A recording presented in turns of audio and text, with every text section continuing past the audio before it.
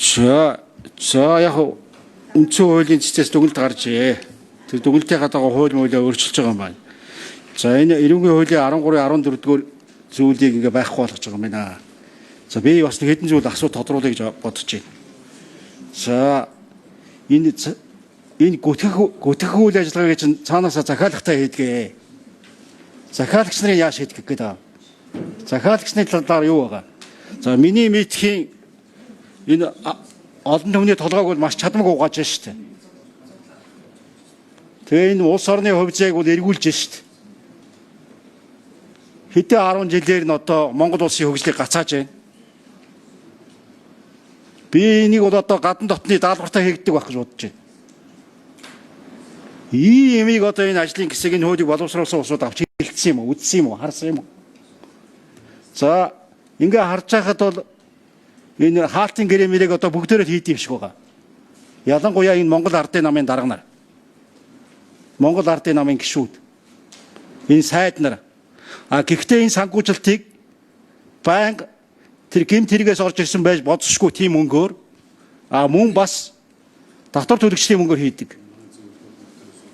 Иймийг хаасан босс юм байдгүй юм уу? Хамгийн гол юм чинь энэ дэр биш шүү дээ.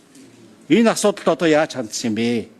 Тэгээ харж байхад бүх дэлхийн хэвлэл бараг нийлээд тийм байхааргүй тийм их одоо аппараттай тийм олон сурвалжлагч микрофонтой хүмүүс сугларчихъя.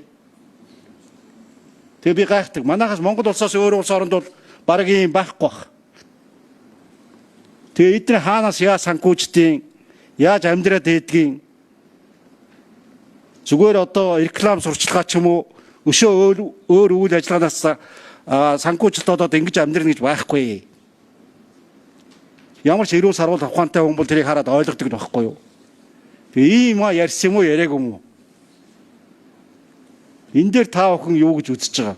Энэ юмаа оруулахгүйгээр, энэ юмаа шийдэхгүйгээр энэ хуульч одоо нэг болохгүй баха. Тэр цаатлын тэр зорилго морилготой хүрэхгүй бах. Хамгийн гол юмн дээрээ бид нэр анхаараг ажиллаагүй ингээ орхигдуулсан. Нэг ойр зүрийн жижиг юм дээр ярьсан. Ийм байдалтай энэ хуулийг боловсруулсан байна. Тэгэхээр энэ талаар бас тодруулъя гэж бодож байна. Ажлын хэсгийн ахлагч Тэвжин гишүүний микрофоныг нэ. За энэ хууль, энэ ажлын хэсэг үндсэн хуулийн цэцгийн 10 дугаар дүгнэлттэй холбоотой байгуулсан ажлын хэсэг.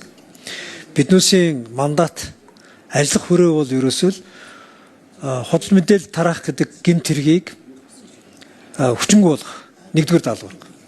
Үндсэн хуулийн цэцгийн нэг үндсэн хууль зөрчсөн гэж үзсэн учраас. Хоёр дахь даалгавар нь энэ гэмт хэргийн чинь дотор байгаа хүний нэр төр алдар хүндрөө халдаж байгаа энэ төрлийн гэмт хэрэгээ эрүүгийн хуулийнхаа аль хэсэгт бичих гэдгийг шийдэх. Үндсэн хуулийн цэцэг чинь маш сонирхолтой дүгнэлт гаргацсан шүү дээ. Эрүүгийн хууль дээр энэ төрлийн гэмт хэрэгийг бичиж болно. Гэхдээ хоёрын ял гэж хоёрын ял бичих болохгүй шүү гэх бүр ялын бодлого руу орж ирээ бичсэн. Тэгэхээр бидэд одоо гүтгэх гэдэг гэмт хэргийг нь эрүүгийн хууль дээр байх уу байхгүй юу гэдгийг тусан дахиад шийдэх гэж байгаа. За саяны хэвлэл мэдээллийн хэрэгсэл бол одоо тэр цаад наад тогтолцоотой ч холбоотой асуудал бол манай ажлын хэсгийн даалгавар ерөөсөө биш. Энэ засгийн газар энэ хэвлэлийн хэрэгчлөөтэй холбоотой болон хэвлэл мэдээллийн хэрэгсэлтэй холбоотой энэ хууль тогтоомжоо боловсронгуй болгох чиглэлийн юм нь бол тусдаа яригдах байна. Мөн бас нэг хоёр гишүүдийн үгэнд гарсан манай Алтан гишүүн ч гэсэн хэлгш боломжилж хэлгш боллоо. Эрүүгийн процессын хуулиудаар энэ due process гэж яриад байгаа энэ цагдаагийн байгууллага болон энэ хэрэг шийдвэрлэх ажиллагаанд оролцож байгаа байгууллагууд чинь хуулиа зөв хэрэглэхгүй байх, хүнийг хилмигдүүлэх, эзэн байвал хүн байвал хэрэгэн нь олдно гэх мэтлэн энэ Вишинскийн аргаар явж байгаа энэ процессыг янзлах чинь бас манай ажлын хэсгийн одоо ажил ерөөсөө биш. Энэ засгийн газар хууль зүйн яам энэ чиглэлээр одоо хуулиа боловсронгуй болгох чиглэлээр яаж ажиллах юм тэрнийхэн даалгавар. Тэгээ бидэд одоо хүний өмнөөс ажлыг хийх боломжгүй бас цэцгийн дүгнэлтээс гадуур хууль боловсруулж өргөн барих бас боломжгүй. Би ч гэсэн одоо яг энэ санал хураалтан дээр 3 тусдаа санал хураах хэрэгтэй гэж тийм байр суурьтай байгаа. Нэг одоо санал хураалт ерөөсөө явж болохгүй. Гүтгэх гэмтрийг эргүүлэр бичих асуудал тусдаа санал хураалт явах хэрэгтэй. 13-ын 10-ыг хасахтай холбоотой санал хураалт тусдаа явах хэрэгтэй.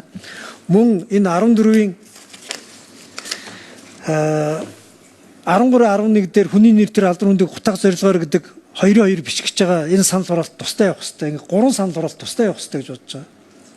Тусдаа явахгүй бол нэг уутан дотор авчирч та нар цэцгийн дүгнэлтийг хүлээж авахтаа авчиж одоо тусдаа санал хураалтгүйгээр бөөнд нь хураалгаад гүтхийг оруулж ирсэн эсвэл тэгсэн гэд хил ам гарах одоо магадлал өндөртэй.